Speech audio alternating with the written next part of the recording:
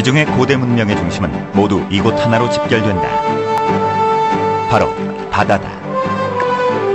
그들은 바다를 통해 이동했고 바다를 통해 교역했으며 또 바다에서 전쟁을 벌였다. 고대의 거대 선박을 연구하는 고고학자들은 놀라움을 금치 못했다.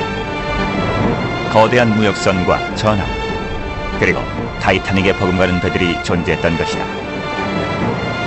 이러한 새로운 발견은 우리에게 고대 역사를 새로이 살펴보게 하고 일반적으로 우리가 알고 있던 모든 것을 다시 생각하게 만들 것이다.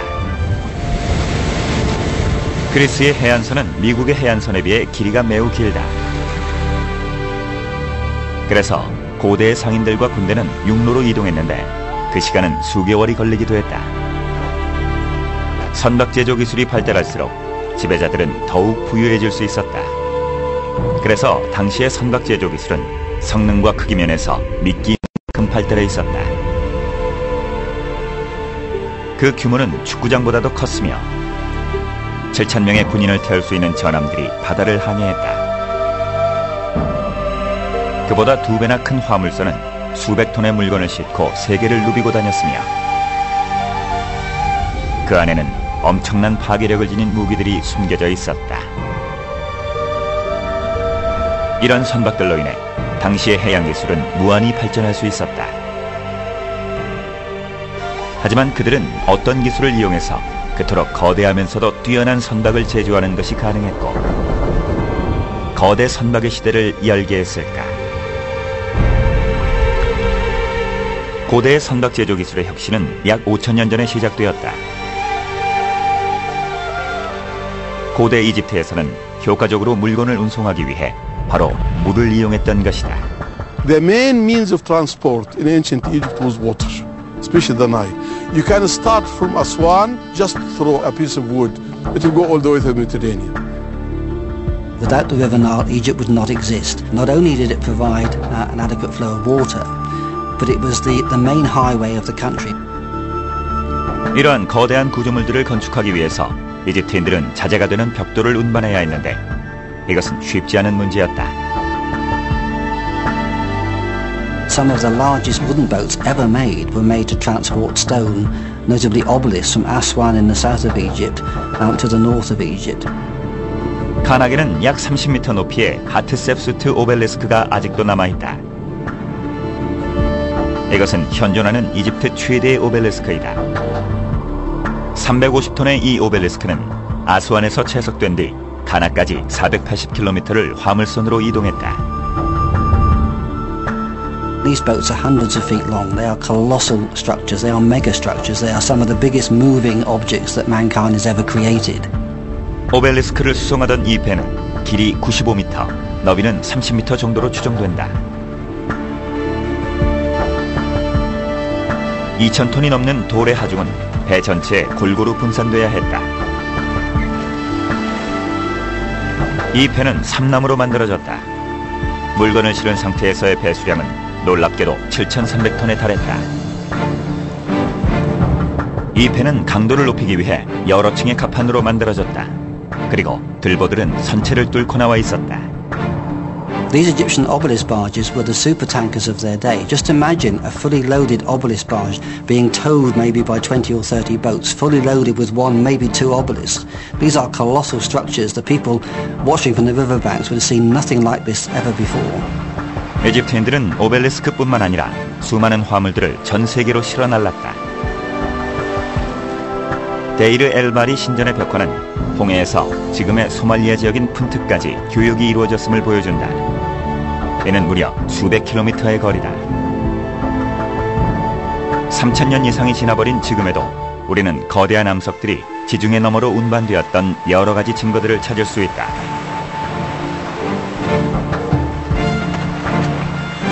고대 이집트의 선박 제조에 관한 더 흥미로운 발견들도 있다. 거대한 피라미드가 서 있는 기자고원에서 선박 제조술에 대한 역사를 다시 쓰게 할 배가 발견된 것이다. 그것은 고대 사회의 선박 제조 기술이 얼마나 발전했었는지 잘 보여준다. 이 배는 1954년 기자의 대피라미드를 발굴하는 도중에 우연히 발견되었다. Nobody even thought that they're going to find about them. And then one day they found 81 blocks of stones just put like that. So obviously there was something buried there. Impatiently they went and dug a hole and they peered through and they saw. 81개의 돌은 대피라미드 근처에 묻혀 있었다. 고고학자들은 그것을 파냈고 놀라운 것을 발견했다. 완전히 분해된 상태의 선박이 무덤 안에 있었던 것이다. They found about 651 main pieces. 그 배는 기자에 있는 거대한 피라미드를 만든 파라오 쿠프의 부장품이었다. 그토록 놀라운 구조물을 만든 파라오가 자신의 영혼을 다음 세계로 실어나르기 위해 이집트 최고의 기술을 이용한 것은 당연한 일이다. If the Great Pyramid was a miracle in stone construction, the ship is a miracle in shipbuilding.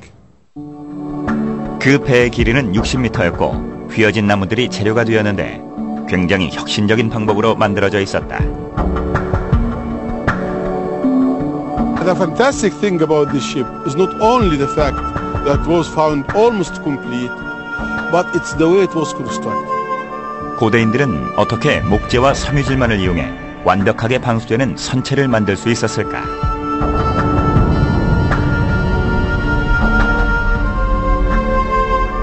These boats are constructed in a strange way. They are roped together. They're not nailed or pinned together as we would make boats today. 나무가 물에 불어 팽창하면 줄도 같이 팽팽해져 선체는 방수 상태가 된다. So if there was a fracture between the planks of the wood, you make absolutely sure with no tar, no nothing, it would be fitted together and the ship wouldn't sink. It meant that the boats were flexible, could be maintained easily, and could travel up and down Egypt and beyond and carry huge loads. 하지만 이런 섬유질 연결이 얼마나 효과적이었을까? 정말 완벽히 방수가 되었던 것인가? 궁금증을 해결하기 위해 3,200km 북쪽으로 이동해 보았다. 고대 영국 지역이다. 잉글랜드 도보에서 쿠프의 배와 같은 거대 선박 제조 기술의 중요한 단서가 발견되었다.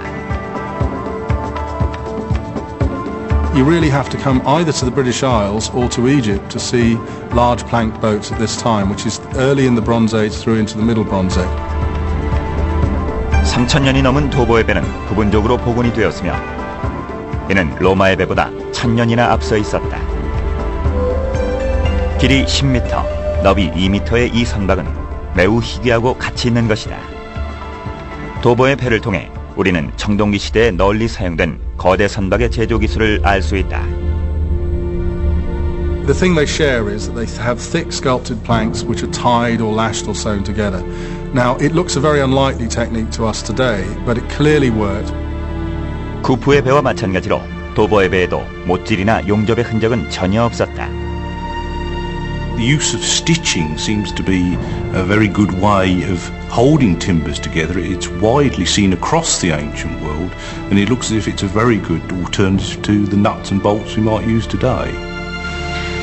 현대의 선박은 기본 골격을 강철판으로 하는 방식으로 제작된다. 하지만 고대인들은 강철이나 단단한 재료 없이 어떻게 선체를 제작할 수 있었을까? 실험 고고학자 데미안 굿버는 선체를 묶는 작업의 전문가다. A Bronze Age shipbuilder would start with a half log. They'd split the log out of a tree, a suitable tree, using wedges like this replica one here and a big mallet like this one.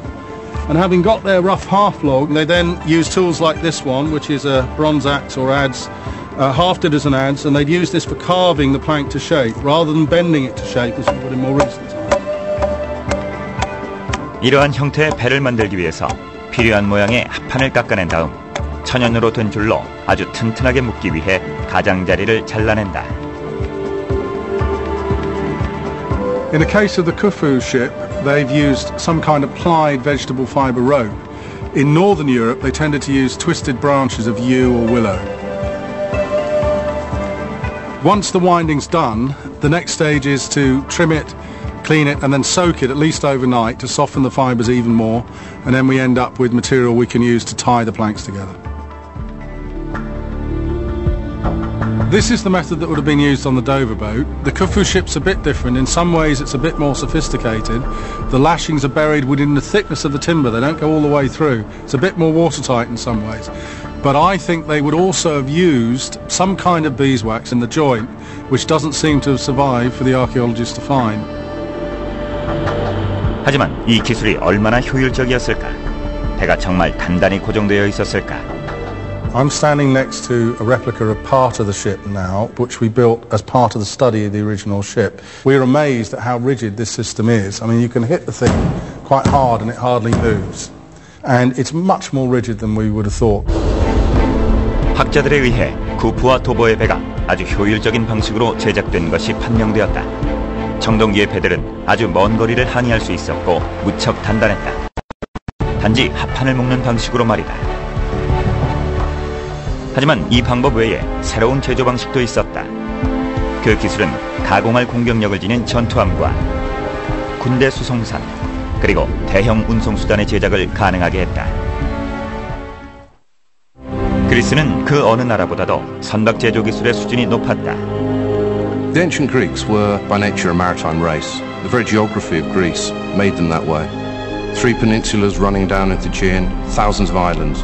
Tens of thousands of miles of coastline.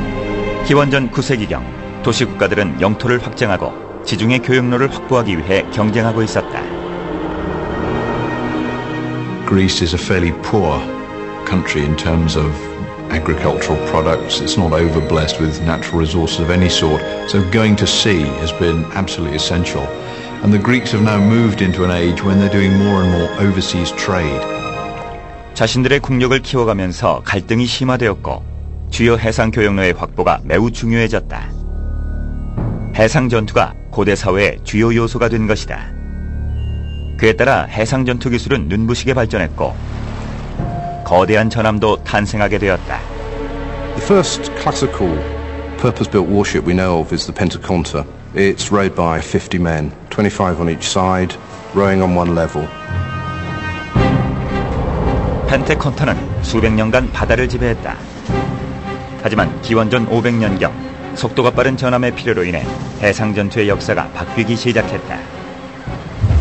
3 ranks of rowers superimposed one on top of another. This allows you to get more force through the water while not increasing the overall length of the boat. 이러한 3단 갤리선은 해상 전투 혁신에 중요한 역할을 했다. The trireme is the cutting edge of ancient warfare technology. These ships were fast, extremely maneuverable. They could back water quickly. When they were coming towards you, it must be an awe-inspiring sight. 그렇다면 3단 갤리선은 얼마나 빨랐을까? It could probably achieve speeds of 9 to 10 knots, which is probably about 12 miles an hour. 이렇게 빠른 속도의 함선은 엄청난 파괴력을 갖춘 무기를 수면 아래에 감추고 있었다. The need for speed is to achieve ramming speed, to actually punch a hole in an enemy's hull. That, of course, is the big development that we get with these ramming war galleys. 고대의 가장 유명한 충각은 에슬릿 충각이다. 주물 성형된 청동 재질의 충각이 뱃머리에 장착되어 있었다. The Athlet ram is a huge bronze ram. It's about 1,000 pounds in weight.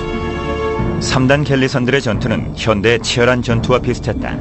이전과 다른 전략과 전투 본능이 필요했다. A 5th century naval battle was much like a Second World War dogfight, only in 2 dimensions.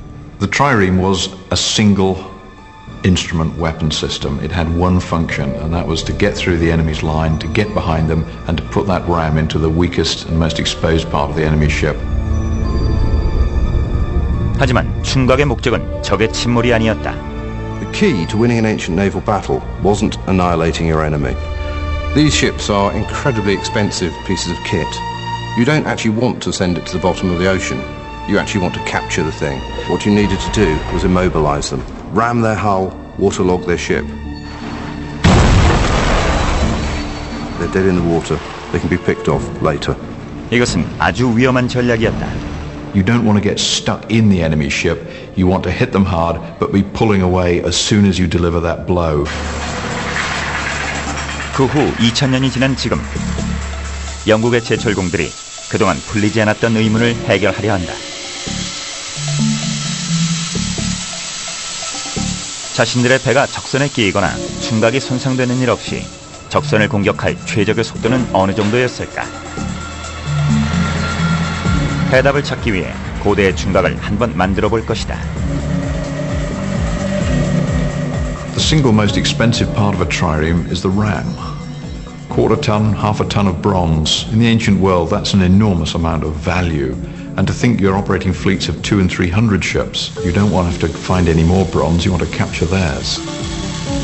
이 충각은 고대의 충각보다 크기는 작지만 현대적 재료와 기술을 이용해 애슬릿 충각의 엄청난 파괴력을 재현할 수 있을 것이다.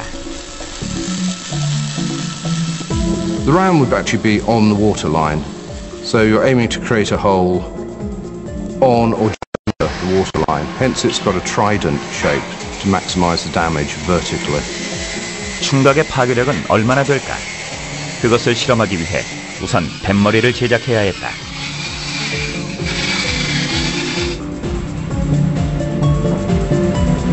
영국 워킹엄에 위치한 운송수단 연구소는 유럽 제1의 충돌 실험 시설이다.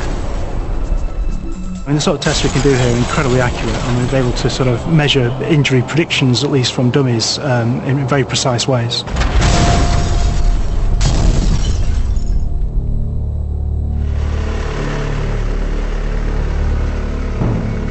Today we're using a half-scale replica of the Athlet Ram. The Athlet Ram itself weighed 1 ton and would have taken 30 or 40 strong Greeks to get up onto the bow of the ship. Today we're using a forklift truck, but this is the 21st century. 충각이 충돌 실험 장치에 장착되자 전체의 무게는 2톤이 넘었다. Here is a half-size replica of the Athlet Ram, the most important piece of galley equipment that's ever been found. What we're going to be able to do today is see just what it looks like when a ram like this smashes into the side of a ship. And how much power do you need? How fast do you have to go with a ramming vessel to achieve the desired effect? It's structurally sound because the timber runs right through to the front as if it was part of the keel of a boat. Would run from front to back, obviously, to take the shock. 과연 학자들은 어느 정도의 피해를 예상할까? This is a unique opportunity. This hasn't been done before, and we simply don't know what the results are going to be. 실험은 자동차 충돌과 같은 방식으로 진행된다. 시속 48km의 속도로 벽에 부딪힐 것이다. 충돌 순간을 촬영할 고속 촬영 카메라를 비롯한 모든 실험 도구들은 정확한 위치에 놓여야 한다. 우리는 역사상 최초로 이 순간을 기록할 것이다. 그리고 고대의 충각이 사용됐던 최적의 속도를 알아낼 것이다. 충각은 고대의 거대 전함에 장착된 최고의 무기였다. It's not designed to pierce the side of the ship. It's designed to punch very hard into the side of the ship and break the ship, break the fabric, open the ship up, allow water in. 유럽 최고의 충돌 실험 시설에서 역사학자들과 충돌 기술자들이 사상 최초로 고대 충각을 실험해 보려 한다.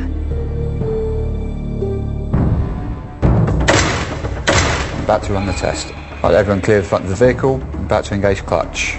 공격자의 위험을 최소화하면서 적에게 가장 큰 피해를 줄 수 있는 최적의 속도는 얼마일까? 2톤의 충각이 준비됐고 실험을 준비했던 기술자들은 철수한다.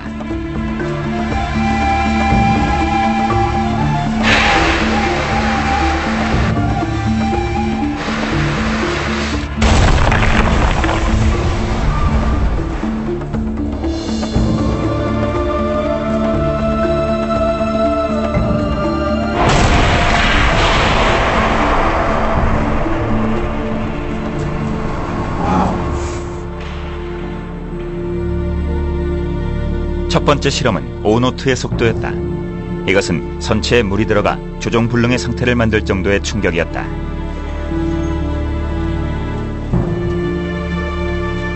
From reading the text, we would have expected the ramming speed to be rather higher and would have suggested you'd need more impetus to actually knock a hole in the side of the ship. 단지 5노트의 속도로도 첫 번째 실험은 성공이었다. 하지만 속도를 증가시켜도 가장 중요한 부분인 충각의 손상 없이 적선에 더 큰 충격을 줄 수 있을까? The next test is going to be just over 7 knots, significantly faster, more momentum on the ram. Will that be enough to really knock a hole in the side of the ship? A complete kill.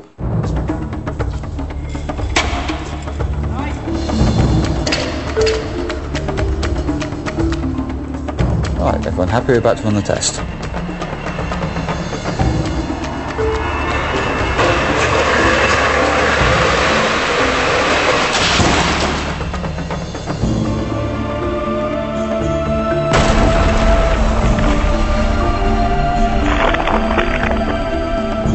실로트의 속도에서 충각은 60cm 이상을 파고 들어갔고 60cm 너비의 균열을 만들었다.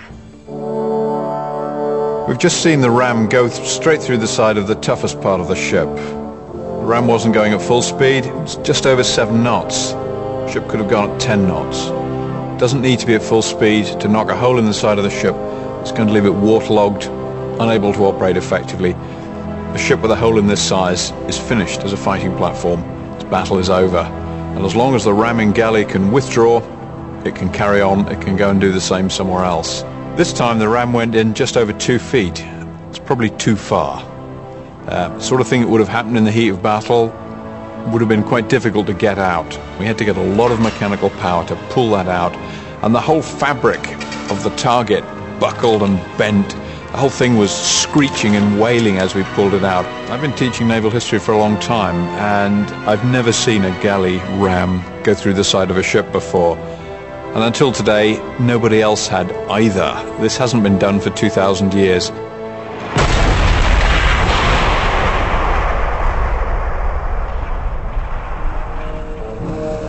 고대 사회의 충각선이 그들 시대의 파괴 무기였다면 고대 그리스나 로마의 선단에 오늘날의 항공모함과 같은 전함은 포함되지 않았을까? 아크로열은 영국 해군의 기함이다. 현대의 거대 선박으로는 세계 최대의 축구장만한 크기로 수백 명의 선원을 태울 수 있는 항공모함을 꼽을 수 있다.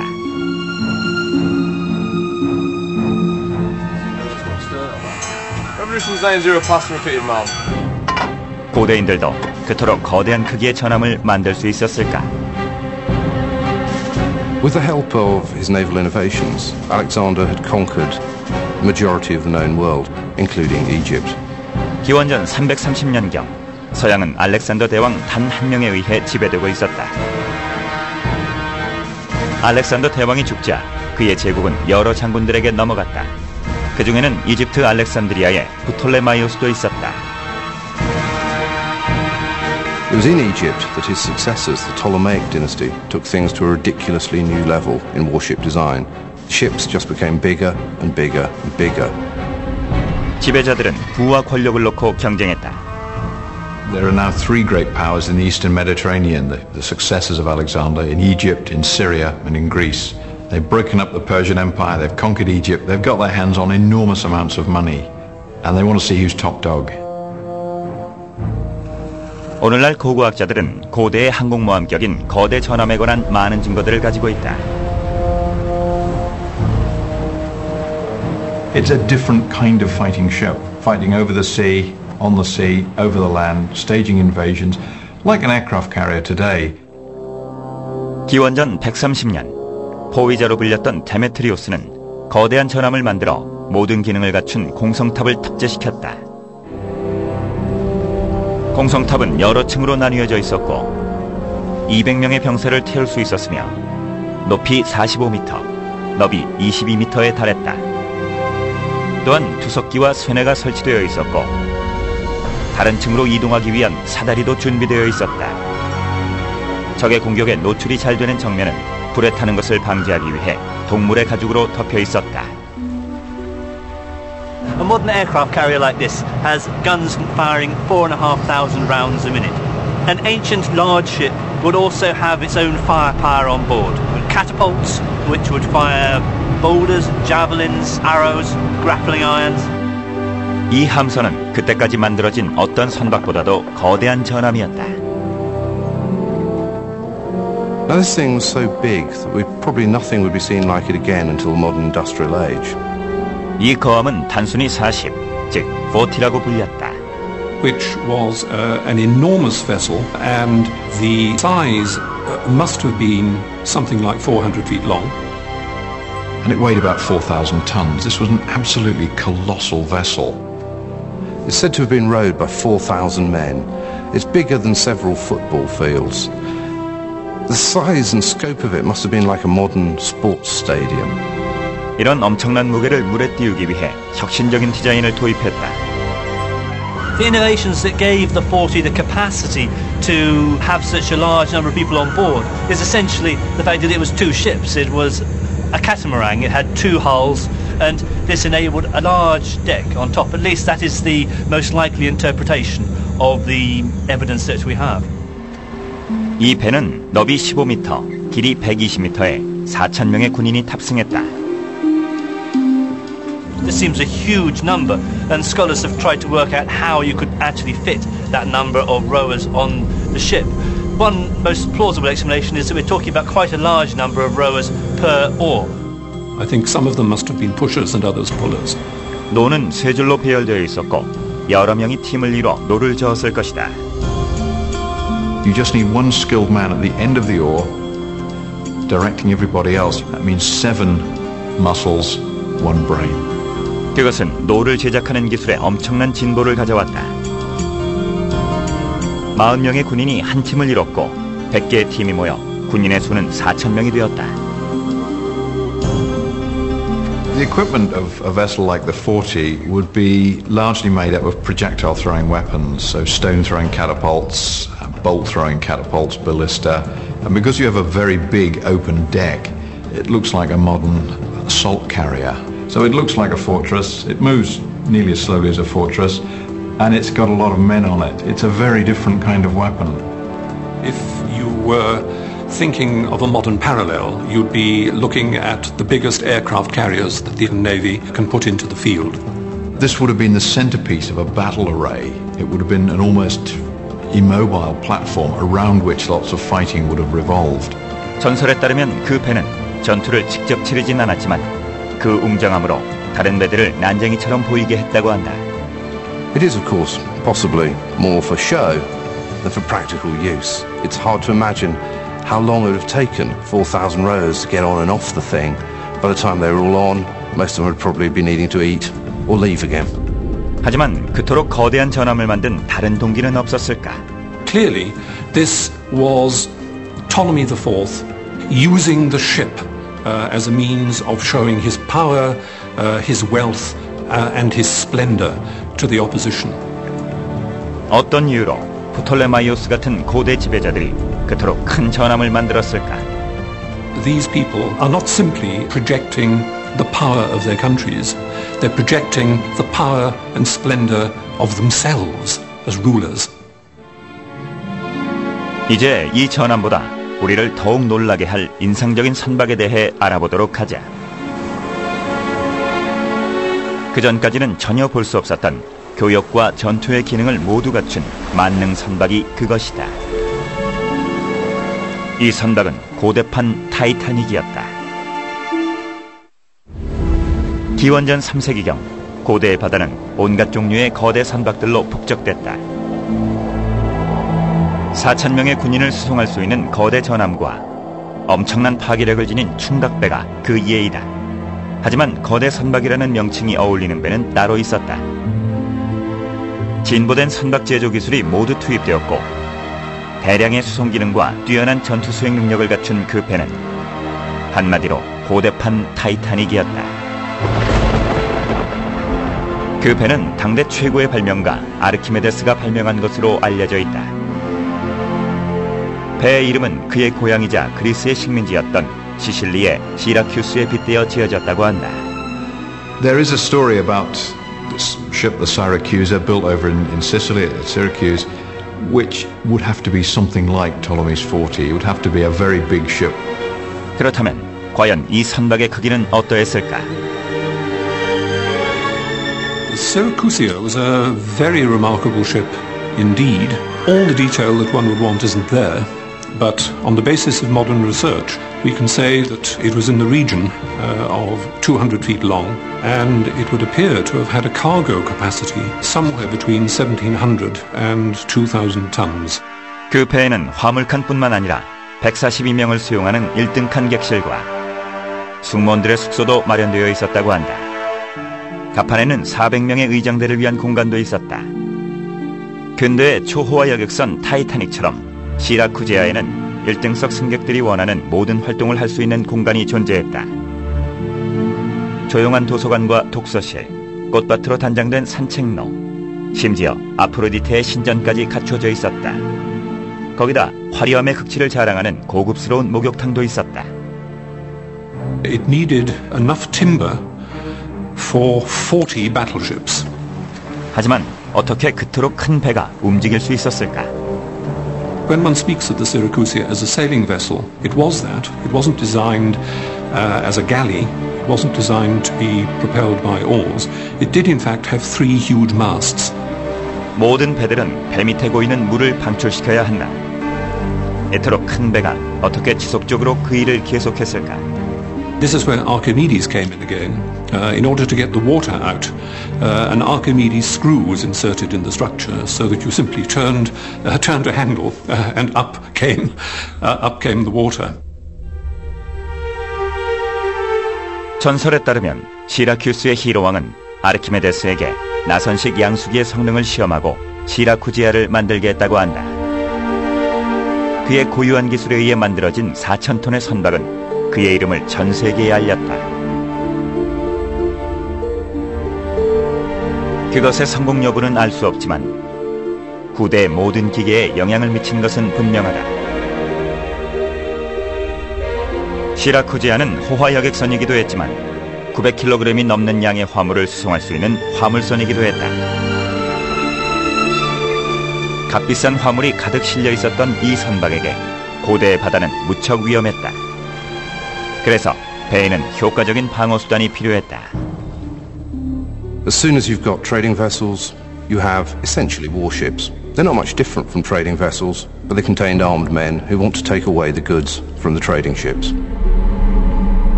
당시 지중해에는 해적들이 들끓었다. The line between piracy and organized warfare is a very ambiguous one in the early Greek world. 시라쿠지아는 다른 배들보다 빠르지 못했다. 그런 상황에서 어떻게 스스로를 방어할 수 있었을까? It's a cross between a merchant ship, a kind of luxury cruiser, and a warship, or at least has lots of material on it to defend it. 시라쿠지아는 해적 대비를 철저히 했는데 해병들도 갑판에서 배를 보호할 정도였다. 그들은 세계의 청동제절 마스트나 혹은 전투갑판에서 배를 수호했다. 배에는 아르키메데스가 고안한 거대한 투석기도 장착돼 있었다. 이 놀라운 투석기는 5m의 거대 화살이나 80kg의 바위를 180m까지 쏘아보낼 수 있었다. 적들에게 놀라움과 공포를 선사할 육중한 장비였다. 독일 크산텐에서 손에 들 수 있을 만큼 작은 모형을 통해 우리는 투석기의 파괴력을 알아낼 수 있었다.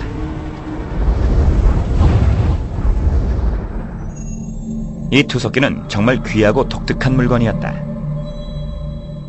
At first, it was an item covered with sand and grit. We didn't know what it was. We were very cautious, and we made computer screenings, X-rays, and then we got an idea what it may be. Of course, you can imagine that we were very happy. We didn't know that such a small catapult weapon exists in early Roman times because it dates from the middle of the 1st century. 그것은 어떻게 구성되어 있었을까? 정면의 구조가 투석기의 강도와 사정거리에 대한 실마리를 제공했다.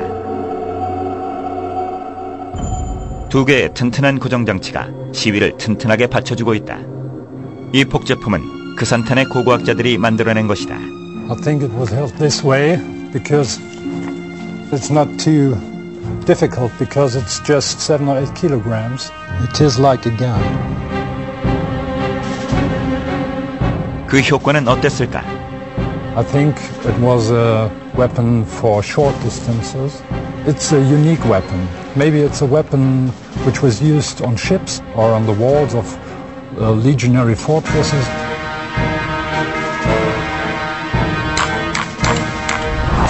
크산텐의 석궁보다 50배나 큰 투석기가 장착된 시라쿠지아의 위용은 공포를 불러일으키기 충분했을 것이다. 이것은 거대 선박 중에서도 가장 큰 고대 해양의 지배자였다.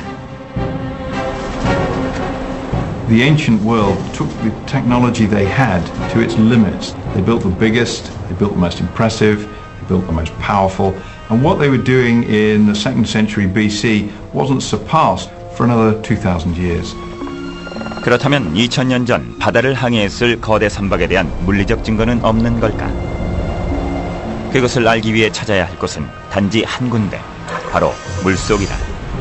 이곳에서 고고학자들은 놀라운 발견을 했고 고대 로마의 거대 선박을 볼 수 있었다. 고대 사회에서 강력한 해군을 보유해야 했던 이유는 해외의 식민지와 동맹, 그리고 교역로를 수호하기 위해서였다.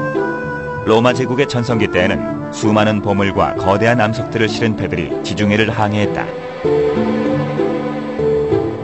최근에 고고학적 발견을 통해 이러한 운송선들이 정말로 엄청난 규모의 크기였음을 알게 됐다.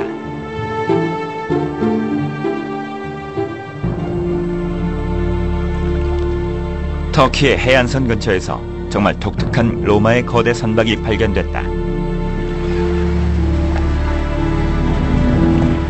This ship is largely indicative of numerous other marble transports, probably taking place on a daily or weekly basis around the Mediterranean. 이 거대 선박은 수송을 목적으로 만들어진 배였고 채석장의 석판을 제국 전체로 실어 날랐다.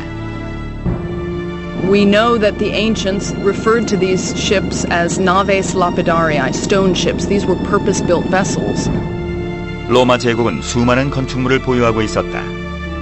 콜로세움이나 트라이아누스 기둥, 수많은 신전들처럼 거대한 건축물들이 서방 세계 곳곳에 세워졌다.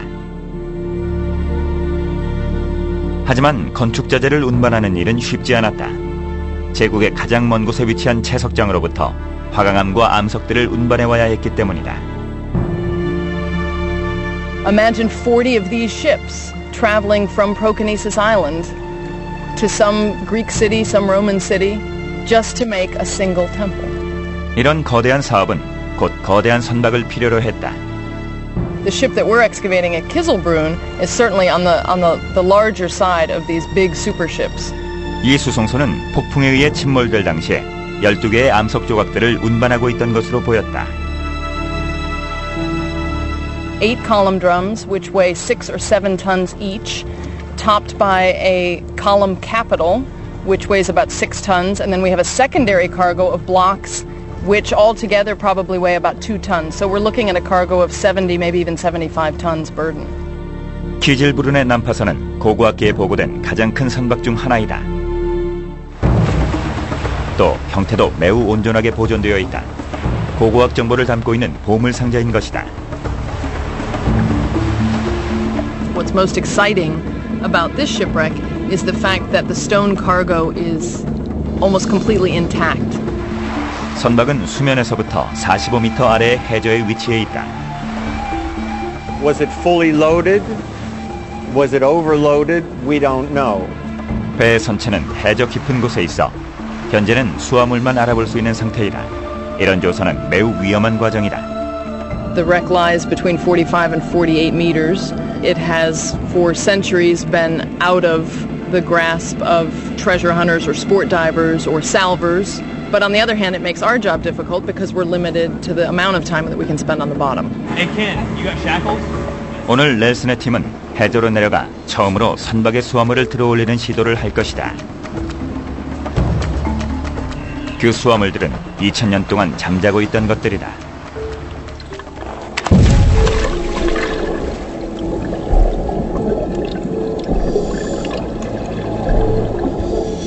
바닥까지 내려가는데도 많은 시간이 걸렸다. 탐사팀은 수면 아래의 산소 부족으로 인해 혈액 내에 질소가 형성되지 않도록 세심한 주의를 기울여야 한다. 혈액 내에 질소가 맺히게 되면 생명을 잃을 수도 있기 때문이다. 그리고 더욱 힘든 일은 그들이 끌어올리려는 돌의 무게가 수톤에 달한다는 사실이다.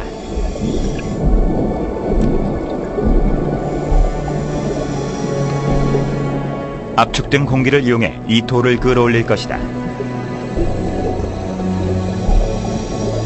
이렇게 깊은 곳에서는 작업을 빠르게 진행해야 한다. 15분 안에 수면 위로 다시 올라가지 않으면 탐사팀이 심각한 위험에 처할지도 모르기 때문이다.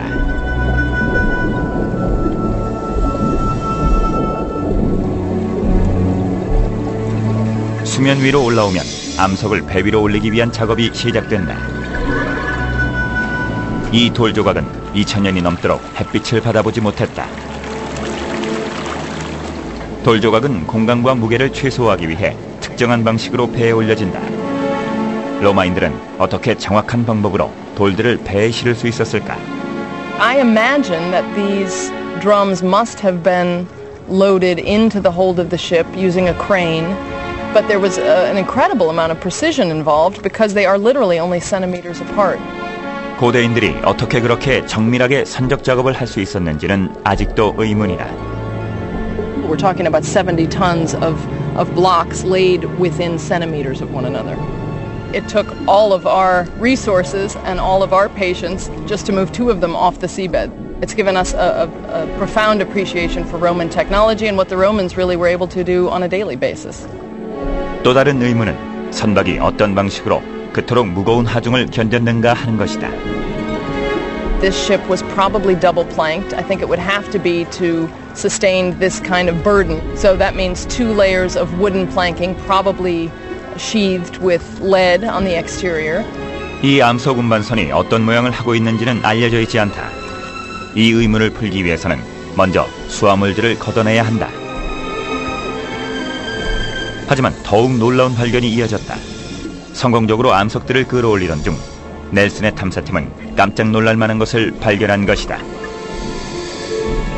I had anticipating taking the drums off and there would be the hull. We were surprised to find that there are artifacts, ceramics, and even more marble blocks under the drums. This is a much bigger ship than we were even prepared for. 아랫부분에는 수백 개의 암포라 항아리가 있었다. 넬슨의 탐사팀은 이 배가 처음 예상했던 것보다 훨씬 크다는 사실을 깨달았다. 암포라 항아리를 통해 고대인들이 수송하던 대량 상품과 여행 경로에 대해 많은 것을 알 수 있었다. Very often we find grape seeds or grape pips, which tell us that the jars were transporting wine. But there's also the possibility of other organic commodities, like shells or nuts, even meat. We're finding out what they carried around, but what we have to remember is that amphoras were reused. So that they're made in one place and shipped across the Mediterranean. This was probably made in Italy and may have been shipped to northern Greece, and there it might have been refilled with something else. 내용물을 조사해본 결과 이 배는 석재와 식량을 싣고 로마 제국의 심장부에서 그리스 북부로 이동 중이었던 것 같다. 바다 위에 이루어진 수많은 교차 항로들이 그것을 증명해준다. 거대 선박은 고대 사회의 곳곳을 누비고 다녔다. 선박 제조 기술이 발달하지 않았다면 로마인들은 지중해를 지나 건축 자재들을 수송할 수 없었을 것이고 지금까지 남아있는 웅장하고 인상적인 구조물들을 만들어내지도 못했을 것이다. 하지만 바다에는 아직 밝혀지지 않은 비밀들이 많다. 난파선을 발견하기는 매우 힘들다. 과연 또 다른 난파선이 해저에 존재하고 있을까? We've only really begun, I think, to scratch the surface. 해저 탐사와 잠수 기술이 더 많이 발달해서 우리가 더 깊은 곳을 탐사할 수 있게 되면 더 많은 난파선이 발견될 것이고 더 많은 의문이 풀릴 것이며 고대의 거대 선박들에 관한 비밀은 전부 해결될 수 있지 않을까. These boats are hundreds of feet long. They are colossal structures. They are mega structures. They are some of the biggest moving objects that mankind has ever created.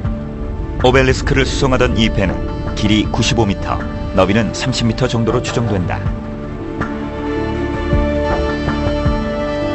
2,000톤이 넘는 돌의 하중은 배 전체에 골고루 분산돼야 했다. 이 배는 삼나무로 만들어졌다. 물건을 실은 상태에서의 배 수량은 놀랍게도 7,300톤에 달했다. 이 배는 강도를 높이기 위해 여러 층의 갑판으로 만들어졌다. 그리고 들보들은 선체를 뚫고 나와 있었다. These Egyptian obelisk barges were the supertankers of their day. Just imagine a fully loaded obelisk barge being towed maybe by 20 or 30 boats, fully loaded with one, maybe two obelisks. These are colossal structures. The people watching from the riverbanks would have seen nothing like this ever before. 이집트인들은 오벨리스크뿐만 아니라 수많은 화물들을 전 세계로 실어 날랐다. 데이르 엘바리 신전의 벽화는 홍해에서 지금의 소말리아 지역인 푼트까지 교역이 이루어졌음을 보여준다. 이는 무려 수백 킬로미터의 거리다. 3,000년 이상이 지나버린 지금에도 우리는 거대한 암석들이 지중해 너머로 운반되었던 여러 가지 증거들을 찾을 수 있다. If the Great Pyramid was a miracle in stone construction, the ship is a miracle in shipbuilding. 그 배의 길이는 60m였고 휘어진 나무들이 재료가 되었는데 굉장히 혁신적인 방법으로 만들어져 있었다. The fantastic thing about this ship is not only the fact that it was found almost complete, but it's the way it was constructed. 고대인들은 어떻게 목재와 섬유질만을 이용해 완벽하게 방수되는 선체를 만들 수 있었을까?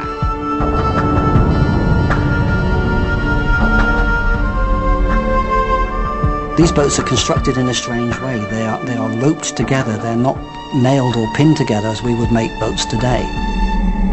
나무가 물에 불어 팽창하면 줄도 같이 팽팽해져 선체는 방수 상태가 된다. So if there was a fracture between the planks of the wood, you make absolutely sure with no tar, no nothing, it would be fitted together and the ship wouldn't sink. It meant that the boats were flexible, could be maintained easily, and could travel up and down Egypt and beyond and carry huge loads. 하지만 이런 섬유질 연결이 얼마나 효과적이었을까?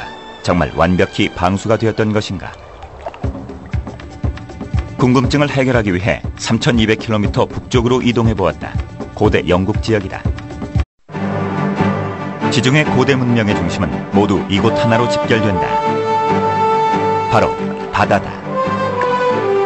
그들은 바다를 통해 이동했고 바다를 통해 교역했으며 또 바다에서 전쟁을 벌였다. 고대의 거대 선박을 연구하는 고고학자들은 놀라움을 금치 못했다. 거대한 무역선과 전함, 그리고 타이타닉에 버금가는 배들이 존재했던 것이다. 이러한 새로운 발견은 우리에게 고대 역사를 새로이 살펴보게 하고 일반적으로 우리가 알고 있던 모든 것을 다시 생각하게 만들 것이다. 그리스의 해안선은 미국의 해안선에 비해 길이가 매우 길다. 그래서 고대의 상인들과 군대는 육로로 이동했는데 그 시간은 수개월이 걸리기도 했다. 선박 제조 기술이 발달할수록 지배자들은 더욱 부유해질 수 있었다. 그래서 당시의 선박 제조 기술은 성능과 크기 면에서 믿기 힘든 발달해 있었다. 그 규모는 축구장보다도 컸으며 7,000명의 군인을 태울 수 있는 전함들이 바다를 항해했다. 그보다 2배나 큰 화물선은 수백 톤의 물건을 싣고 세계를 누비고 다녔으며 그 안에는 엄청난 파괴력을 지닌 무기들이 숨겨져 있었다. 이런 선박들로 인해 당시의 해양 기술은 무한히 발전할 수 있었다. 하지만 그들은 어떤 기술을 이용해서 그토록 거대하면서도 뛰어난 선박을 제조하는 것이 가능했고 거대 선박의 시대를 열게 했을까? 고대의 선박 제조 기술의 혁신은 약 5,000년 전에 시작되었다. 고대 이집트에서는 효과적으로 물건을 운송하기 위해 바로 물을 이용했던 것이다. The main means of transport in ancient Egypt was water, especially the Nile. You can start from Aswan, just throw a piece of wood. It will go all the way to the Mediterranean. Without the River Nile, Egypt would not exist. Not only did it provide an adequate flow of water, but it was the main highway of the country. 이러한 거대한 구조물들을 건축하기 위해서 이집트인들은 자재가 되는 벽돌을 운반해야 했는데 이것은 쉽지 않은 문제였다. Some of the largest wooden boats ever made were made to transport stone, notably obelisks from Aswan in the south of Egypt out to the north of Egypt. 카나크는 약 30m 높이의 하트셉수트 오벨리스크가 아직도 남아있다. 이것은 현존하는 이집트 최대의 오벨리스크이다. 350톤의 이 오벨리스크는 아스완에서 채석된 뒤 카나크까지 480km를 화물선으로 이동했다. 고대 이집트의 선박 제조에 관한 더 흥미로운 발견들도 있다. 거대한 피라미드가 서 있는 기자고원에서 선박 제조술에 대한 역사를 다시 쓰게 할 배가 발견된 것이다. 그것은 고대 사회의 선박 제조 기술이 얼마나 발전했었는지 잘 보여준다. 이 배는 1954년 기자의 대피라미드를 발굴하는 도중에 우연히 발견되었다. Nobody even thought that they were going to find about them. And then one day they found 81 blocks of stones just put like that. So obviously there was something buried there. Impatiently they went and dug a hole and they peered through and they saw. 81개의 돌은 대피라미드 근처에 묻혀 있었다. 고고학자들은 그것을 파냈고 놀라운 것을 발견했다. 완전히 분해된 상태의 선박이 무덤 안에 있었던 것이다. They found about 651 main pieces. 그 배는 기자에 있는 거대한 피라미드를 만든 파라오 쿠프의 부장품이었다. 그토록 놀라운 구조물을 만든 파라오가 자신의 영혼을 다음 세계로 실어나르기 위해 이집트 최고의 기술을 이용한 것은 당연한 일이다.